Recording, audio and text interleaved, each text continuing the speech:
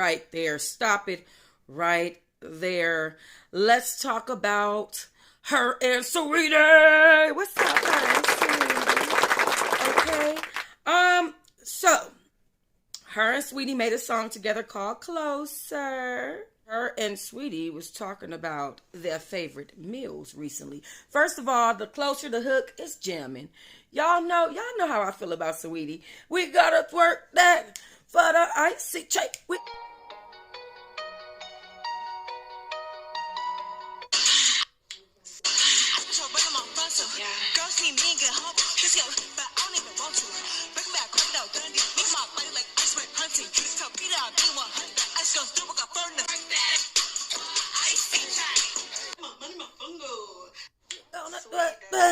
But an icy chain, okay? Period. But anyway, yes. Recently, Saweetie suffered a wardrobe malfunction. That's right. She was dysfunctioning on the function-confunction junction. You understand what I said to you? And so, here we are today, okay? With a full shirt. Y'all see she got the full shirt. Look at the differences between her and Saweetie. Look at Saweetie's nails. Look at all of her big jewelry. She's just out there. Her is more of like, the homebody type of girl, okay? But this was at Jay-Z's Oscars after party. Let me tell y'all what happened, okay? So Saweetie, who's 28 years old, oh, girl, it's going to be time for you to have a baby soon, girl. You better get to it, okay? They said she left little to the imagination as she strutted across the red carpet of the Vanity Fair Oscar party in her steamy dress. Look at her dress. Ooh, yes, girl, steamy. Ooh. Ooh. Baby. Woo, wait.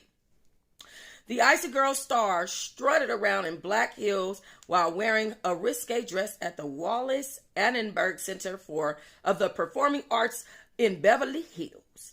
A glittery silver bracelet was strapped to her wrist. Yes, it was, Jesus. Yes, it was. Okay. I move myself over.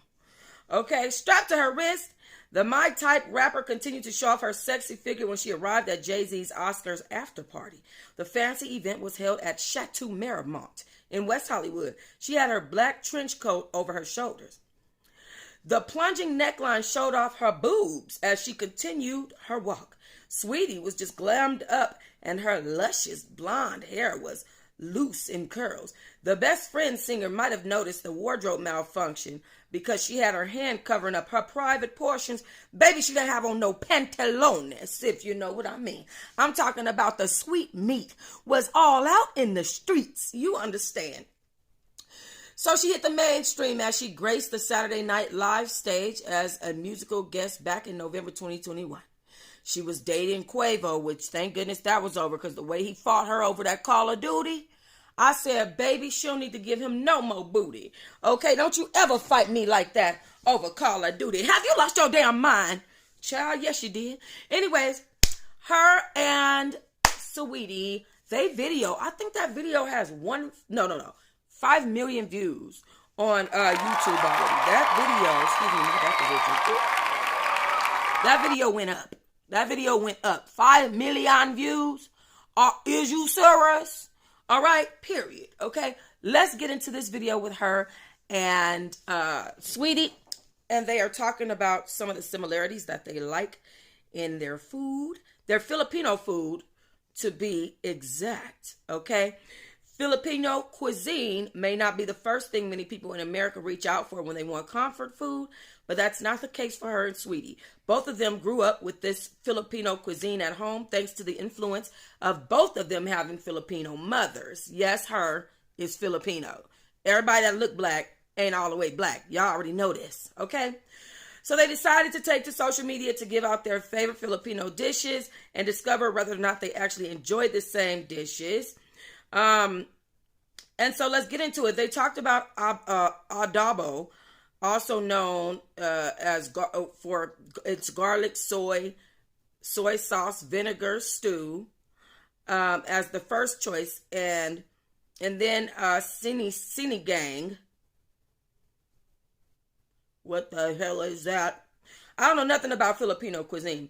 But anyway, sinigang is a sour and tangy soup made with a tamarind base, followed by an extra crispy deep fried spring roll. All right, let's just get into it, y'all. Sinigang gang for all my Filipinos out there. Yeah, we both love sinigang. It's crazy. Okay, top 3 Filipino food. Top 3 sinigang. Did y'all even know that these girls that heard was Filipino? Ooh, the third one. I'm gonna have to go. Ooh. They struggle to come up with this third dish. Not really adobo because it's like, ooh, kare is good. That's good too. I love me some pandesal too. Ooh, yeah. Why was I thinking pandesal?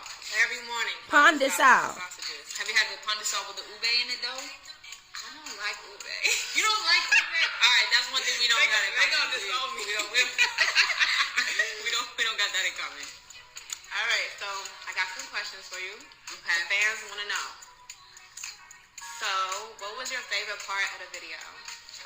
My favorite part of the video, like watching back. Oh my gosh. Okay. My favorite part is when you're playing tennis. She looks so sexy. When she was like, Yeah. it was so subtle but so sexy. Not a lot of people can do that. I'm trying to be like you. I'm trying to be like you, girl. So, Now she chewing this gum all ghetto. Sweetie, put that gum away. when Closer comes on, so I feel like an energy of confetti comes out. It just like Confetti, right? it just boosts my emotions. Yeah, I agree. I feel like I think it's a fun I'm in a record. Barbie house. Oh, I Like I feel like I'm in a Barbie house and I'm just like No, that's facts. That video Closer, it does feel like you in a Barbie house. It definitely is a fun video. They definitely having fun. It's a lot of young energy, happy energy in that video.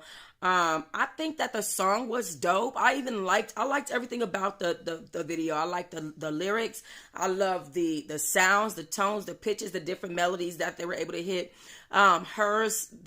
Everything that her did was beautiful. Saweetie even did a better job this time as far as rapping. And I think the beat was just all around. It was just like, high vibrational, high energy. It wasn't necessarily, about being aggressive or anything like that. It was good, nice, fun energy.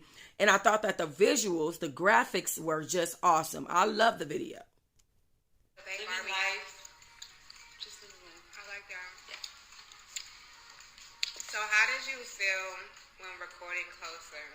So before she even says how she felt, let me tell you, I gotta be honest. I was so nervous sending over the song to her. You was nervous. Because I feel like it's a different sound for her, for me.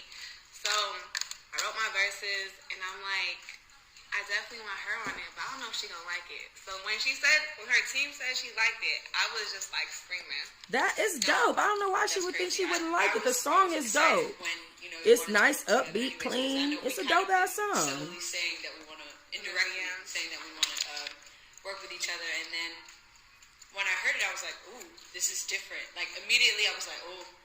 And then when I thought about myself singing it and when I actually went into the booth, it reminded me of this Janet song. Maybe Yes. drive a fancy car. Yeah, maybe we'll be a girl. And it gave me that vibe. And I love Definitely, that record. I love that definitely. record. So it just gave me that kind of like that early 90s kind of like pop, but like I don't know. I liked it. I thought it was really different, especially the bass line kind of brought it to the Bay Area for me. Right. Like the bass line in it. But yeah, I was excited.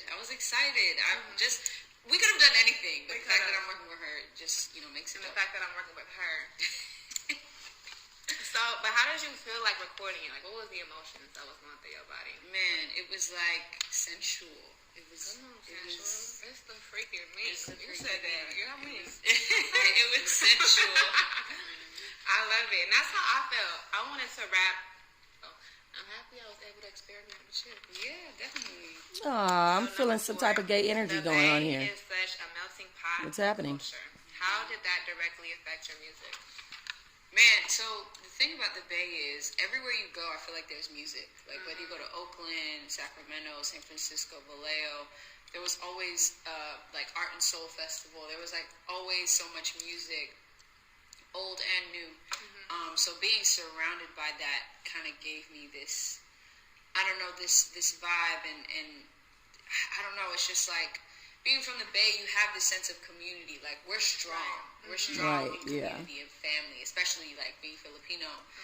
So I think it really, I don't know, changed the way that I move throughout the music industry, but also the way I create. Just because I got those roots, those Sly Stone roots, the Confunction, you know, E40, Mac Dre, like exactly. Tony Come Tony, through, strong root. That is like in my blood. And is she Lee from the Bay? Yeah, she is from the Bay. Exactly. There's a lot of just music roots in the Bay that's so original, so bomb, and so influential. Like, and I know you can relate to this too, but being from the Bay, like, oldies, a quiet storm, like, you get around some other communities and people don't even know what an oldies is, and you just like, you gotta go back to the roots. Exactly. The Bay is definitely that place. Speaking of festivals, don't you have your own festival? I do have my own festival, Lights on Fest. It's music, you know, and how that's kind of the foundation of all music. But, you know, a lot of people be like, oh, R&B was dead, but it's so alive, and my festival is proof of that. Right. I remember I came to her festival, and it was packed. Shit, it might have even been sold out. Yeah, and it was. It definitely was. It was crazy. So the energy in there was just so full of love. I do hear that saying, though, that R&B is dead. However, when your name is brought up, they be like, no. And, you know, some of the other girls, too. Like, y'all are carrying the torch and keeping it alive. Appreciate it. It's never going to die. It's the people. Right? It's emotions. It's love, baby. Exactly. So, number 5. You obviously killed the hook on this. Definitely killed that hook. That hook is everything. I think the hook made the song, to be honest. I kind of got to live with the song a little bit. Like, I have to hear it a lot and just kind of vibe out. Usually there's, like, tea going on in the studio. Might be some candles, you know, like it's a little dim. Okay. Wait a minute. At least it's tea and, you know what I'm saying, stuff like that, instead of it being liquor and weed like these dudes be in the studio. I like to hear the fact that she has a nice, clean environment. I think that's a major difference between certain people in the studio, like females versus male.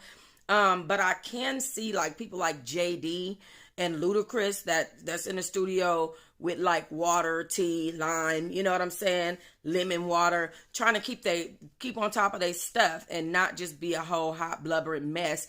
But I can appreciate that that's the way she get down in the studios. Too many of these artists out here that we listening to, that we praising, and I hate to say this name, but people like Lil Wayne, Lil Bow Wow, those type of people, they're taking that money and they're getting intoxicated with it. And they're giving us demonic thoughts from their intoxicated brain. And I could appreciate that this ain't that type of zhush.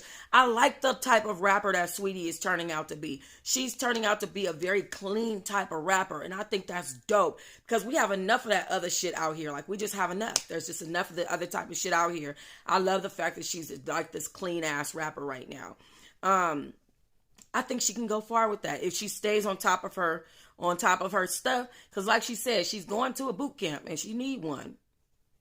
But the music that she has out right now is dope too, though. Oh, that's right, girl. So we can see. It's that chewing that gum for me like a damn horse. From the fans. Oh, they said her is this generation Prince. We got the Prince poster. That's a right big there. compliment. Thank you. That's right. She pointed at me. All right, so no, I'm still bald. Girl, back up chewing like that. My hair not dyed right now. It's like 4 different colors. Somebody said no cow got the baddies. You already know. Right. You already know. I'm like a bad girl. What's up, Be Nice? She looks stupid chewing that gum like that. I'm sorry. That is horrible. She being rude. Okay, so She being like. Right, like, ew, that's not cute. all right, so before we leave, congrats on debuting 89 on the Billboard with me. I couldn't have done it without you. Oh, congratulations to you too. I'm just so happy to share this moment with my girl, her. Our official BTS of Closer is now on Facebook Live. And do you got anything that you're working on right now?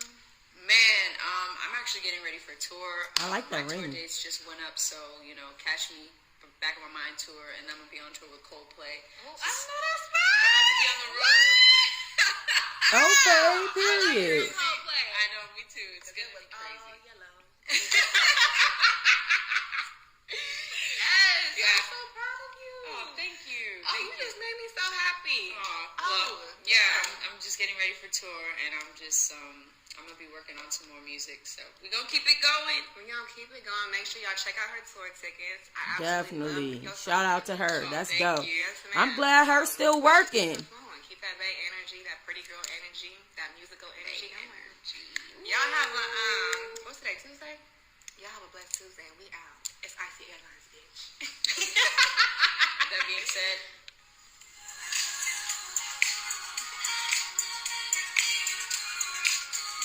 everything you can do.